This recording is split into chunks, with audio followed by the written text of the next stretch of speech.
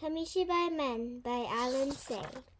Not so long ago in Japan, in a small house on a hillside, there lived an old man and his wife. Even though they never had children of their own, they called each other Jian and Bachan. Jian is grandpa and Bachan is grandma. One day, Bachan says, Jian, you haven't said a word in 3 days. I've been thinking how much I miss going back on my rounds, he said. Bachan started. How many years has it been? She asked. Yes, quite a while, but my legs are good, and I've kept my bicycle in good order. I don't know, but one day won't hurt. I suppose. Should I make some candies? That would be very nice, Ji-chan said. The next day, Ji-chan rode his bicycle down the hillside. In the first light of morning, how many years has it been? He asked himself. And I do remember such fine morning. All so fresh and young. Well, good morning to you, rickety old bridge, still going strong after all these years. He began to hum a tune that his mother used to sing when he was a small boy. When he came to the city, he stopped humming. This isn't right, he said. I must take in a wrong turn, but there's that old house I used to go by every afternoon. A car horn blasted at him, and then another. Why are there so many cars of a sudden? Look at all these tall buildings. You think I was in another country. A truck blasted its horn behind him. He pulled into a vacant lot and panted, Can't a man ride his bicycle in peace? Don't remember such rude drivers. Catching his breath, he looked across the street and gaped. Can this be? There's that old noodle shop used to be only building here. That's a nice park around. Now look at these shops and restaurants. They chopped down all those beautiful trees for them. Who needs to buy so many things and eat so many different foods?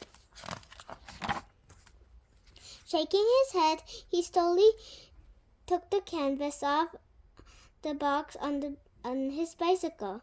He propped the stage and checked the story cards inside, patting each painting. Then he opened the bottom drawer in the box. You little jewels, he said, and started to hum again. Thank you, Bachan. You make good candies just like in the old days. From the top drawer, he took out 2 wooden blocks and held one in each one and hit them together. A sharp, loud clack rang out. Come gather around me, little ones. Your Kamishibai Man is here again. Clack, clack. Come get your sweets and listen to my stories. Clack, clack, clack. Ah, yes, I can see you now. All your bright faces clasping coins in your little hands. So happy to hear my clappers. So happy to see your Kamishibai Man. Patience, everyone. You'll get your sweets and each and every one of you. I have all your favorites. Red ones, green ones, and the soft ones on sticks. And here comes that boy who never had money. I'll get to him later. So which story will be it today? The mighty peach boy, born from a giant peach. But wait, let's start at the beginning. Long ago, there lived an old man and his wife who had no children. After the peach boy, the bamboo princess was a nice change and a gentle story. Then my favorite, the old man who made cherries trees bloom. And When I was finished, you all went home happy except for a boy. Would you like candy? I asked once. He said, I don't like candies, and he ran away. Then one night I was going home and saw a crowd of people gathered in front of a shop. They were staring at something called television. I was curious too, but not for long. It showed moving pictures that were all jerky and blurry and had no colors at all. It wasn't long after that television antennas started to sprout from the rooftops like weeds in the springtime, and more they grew, the fewer boys and girls came out to listen to my stories. How can they like those blurry pictures better than my beautiful paintings? I asked. But there was nothing to be done. As I went around the familiar neighborhoods, the children started to act as though they didn't know me anymore. Even though I went clacking on my clappers, one day a little girl poked her head out the window and shushed at me. Imagine a little girl shushing at me. The Kamishibai Man was making too much noise. I sat on the park bench and ate candy for lunch. How could the world change so quickly? Was I a bad storyteller? Then that boy came in, the boy who didn't like candies.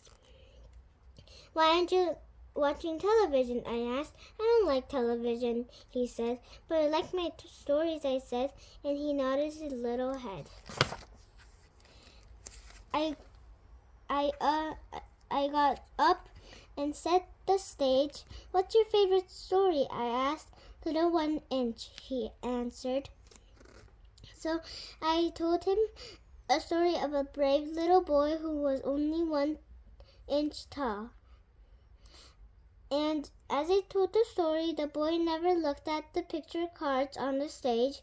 He was looking at me the whole time with his mouth wide open. He even smiled now and then.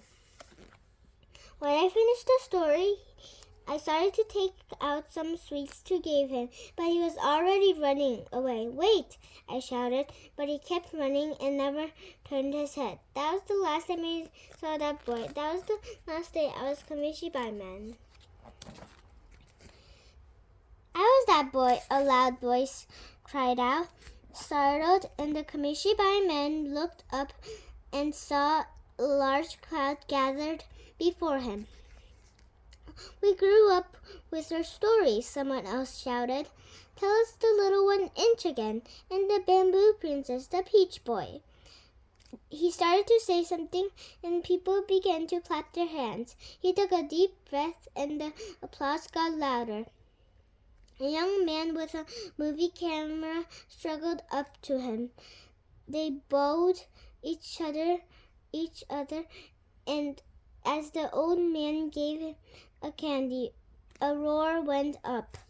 Look, he has all the same old sweets, just like in the old days. And the office clerks and shopkeepers, bankers, and waitress, housewives, and delivery men all line up in a big circle around the Kamishibai Man.